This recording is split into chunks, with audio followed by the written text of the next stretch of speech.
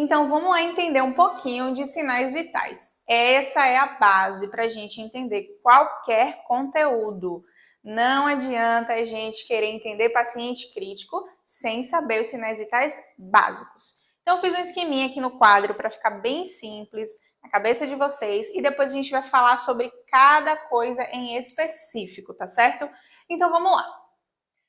A gente pode dividir os sinais vitais em sinais vitais clássicos, que é o que já tem aí, né, os clássicos da literatura, e tem os sinais vitais que são os adicionais, para a gente poder tentar, né, avaliar melhor o nosso paciente. Então vamos lá. Os nossos sinais vitais clássicos são pulso e frequência cardíaca, pressão arterial, frequência respiratória e temperatura. Esses são os clássicos que todo mundo conhece dos sinais vitais. O que é importante a gente ver aí de cada um e a gente vai ver isso mais específico.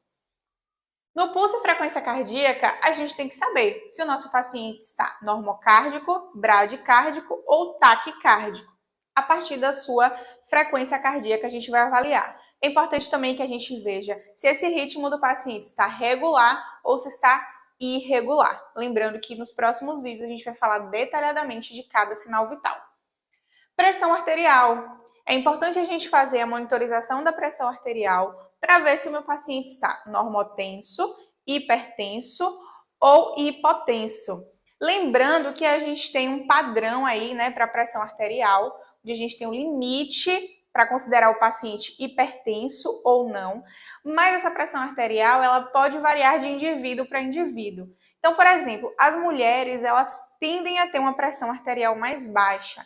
Isso porque os nossos hormônios, como o estrógeno, eles são protetores e eles fazem com que a gente não aumente tanto a pressão arterial. O homem ele vai ter uma pressão arterial um pouco mais alta por causa da testosterona. Então, isso tudo influencia. Então, por exemplo, uma mulher que está com uma pressão arterial de 100 por 80 milímetros de mercúrio, ela pode conviver com aquela pressão normalmente e não necessariamente ela está hipotensa, tá certo? Então, essa avaliação clínica é importante, é como eu sempre falo. Apesar dos parâmetros de normalidade, a gente sempre tem que fazer a avaliação do nosso paciente. Outra coisa é a frequência respiratória. A frequência respiratória ela é muito importante, pessoal, principalmente nos pacientes em terapia intensiva. O paciente ele começa a apresentar que ele está mudando a sua hemodinâmica muitas vezes na frequência respiratória. Então, se a gente tem uma frequência respiratória normal, de 16 a 20, de 12 a 20, depende da literatura aí para te dar esse parâmetro, o paciente ele está muito taquipneico, ou seja, com uma respiração com uma frequência muito alta, isso está querendo dizer que as minhas trocas não estão muito boas ou alguma coisa está acontecendo ali com aquele paciente, então a gente tem que ficar de olho. Além disso, da frequência respiratória, a gente tem os ritmos respiratórios, que a gente também vai falar sobre isso. Por que esses ritmos respiratórios são importantes? A partir de cada estilo de ritmo respiratório, a gente vai ver que o paciente pode estar apresentando um determinado quadro. Dependendo do tipo respiratório aí desse ritmo, por exemplo, o paciente que tem ritmo de Biot, que é um tipo de ritmo respiratório. Esse é um ritmo, um prognóstico muito ruim para o nosso paciente. Então é importante que a gente consiga ver e identifique o ritmo respiratório daquele paciente para a gente mais ou menos ver o que ele quer dizer. Por exemplo, um paciente que está em ritmo de respiratório do tipo Kussmaul, por exemplo, ele me sugere que o paciente pode estar ali em uma cetoacidose diabética, né, evoluindo para um coma diabético, porque é uma respiração que é muito característica dessa patologia. Então, daí a gente, né, é importante a gente conhecer esses ritmos respiratórios. Outra coisa super importante é a temperatura. A gente pode estar, né, com a temperatura aí normotérmica, a gente pode estar hipertérmico ou hipotérmico.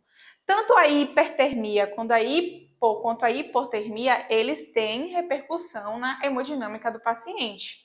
Vocês sabiam que a hipertermia pode provocar taquicardia no paciente? Então, assim, muitas vezes a gente está lá na UTI e o paciente começou uma taquicardia do nada. Uai, o que esse paciente tem? Aí, quando você vai ver, o paciente está com febre. E aí você resolve com uma medicação, né, para diminuir essa febre do paciente, como uma dipirona, por exemplo, para diminuir essa febre no paciente, você consegue resolver a taquicardia dele. Então, a temperatura corporal, ela vai dizer muito pra gente. Então, tem que ficar bem ligadinho nisso, tá? E aí a gente vai para os sinais vitais adicionais para a gente poder avaliar melhor o nosso paciente. Tem 3 sinais vitais aqui que foram acrescentados que são importantes para a gente poder fazer essa avaliação. O primeiro sinal vital é dor. A gente tem uma escala de dor, pessoal, que varia de 0 a 10, onde 0 você está sem dor nenhuma e 10 você está com muita dor. E a dor, ele é um sinal vital que altera os sinais vitais clássicos. Então, um paciente com dor, por exemplo, ele vai ter aumento da pressão arterial, ele vai ter aumento da sua frequência respiratória, ele vai dar um aumento da sua frequência cardíaca. Então, tudo isso vai alterar. Então, quando você for avaliar o seu paciente, é importante que você faça a avaliação da escala de dor daquele paciente, porque muitas vezes a dor vai interferir muito na hemodinâmica do paciente. Uma coisa que a gente vai discutir bastante, porque pacientes, por exemplo, que estão na terapia intensiva ali, acamados na UTI há muito tempo, a gente faz controle de dor com esse paciente, porque senão a hemodinâmica dele muda bastante. Então, a gente tem que ficar bem de olho nisso, certo? Outra coisa importante é o nível de consciência daquele paciente. Qual é o nível de consciência que meu paciente tem? Ele está responsivo? Ele está sonolento? Ele está torporoso? Ele está conseguindo verbalizar? A abertura ocular dele é quando eu falo? Ele tem abertura espontânea? Então, o nível de consciência do nosso paciente é super importante, principalmente por conta da proteção de via aérea. Então, a gente tem que ficar bem ligado nisso.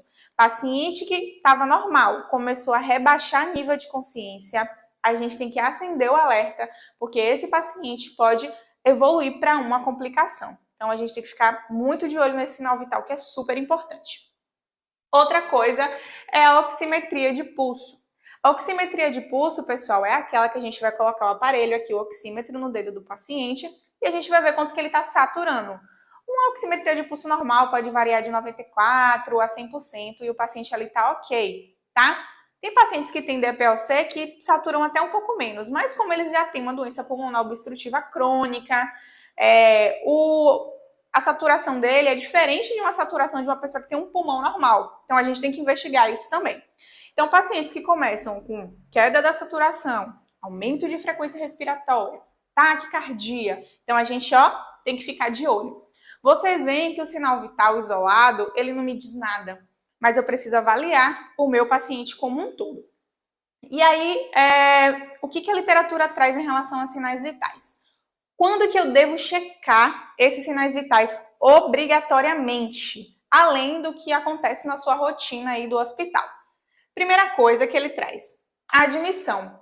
Todas as vezes que eu for admitir um paciente na minha unidade, eu preciso verificar os sinais vitais. E por que isso é tão importante? Porque eu preciso ver como meu paciente chegou e ver como ele vai evoluindo ao longo do tempo.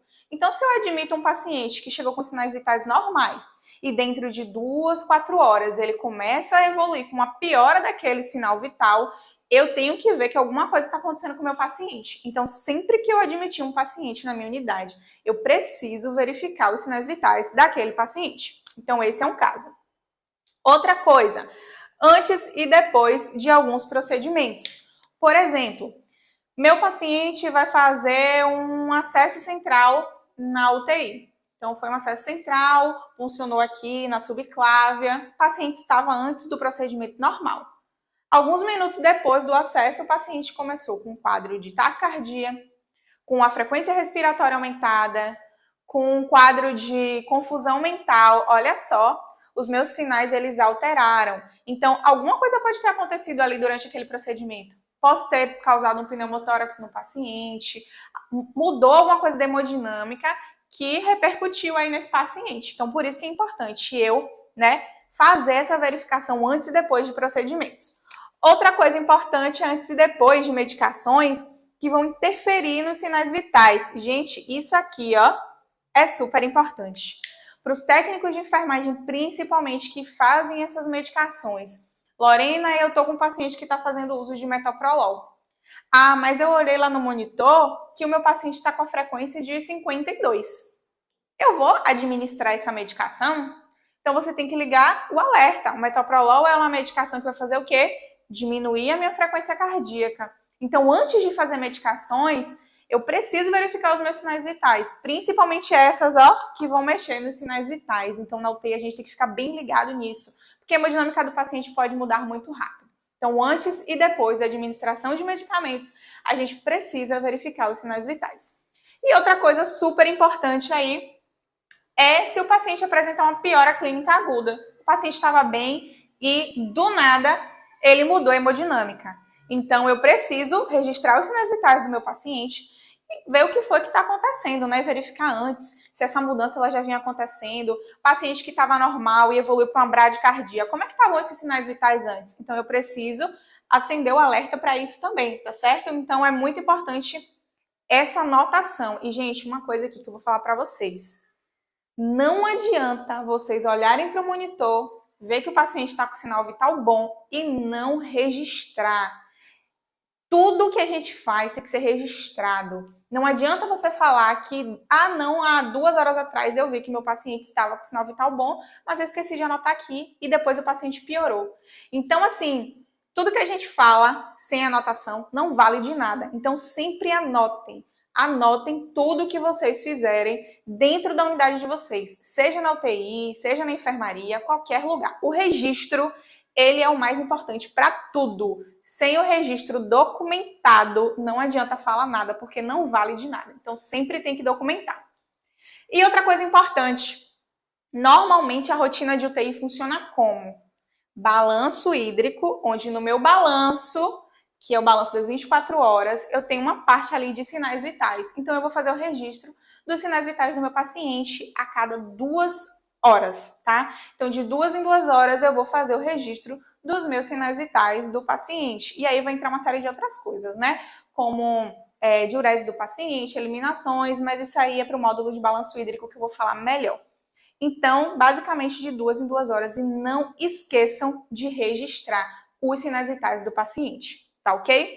Então, essa foi uma visão geral sobre sinais vitais. E agora a gente vai ver um por um como é que funciona na prática isso, tá bom? Até o próximo vídeo. Tchau, tchau.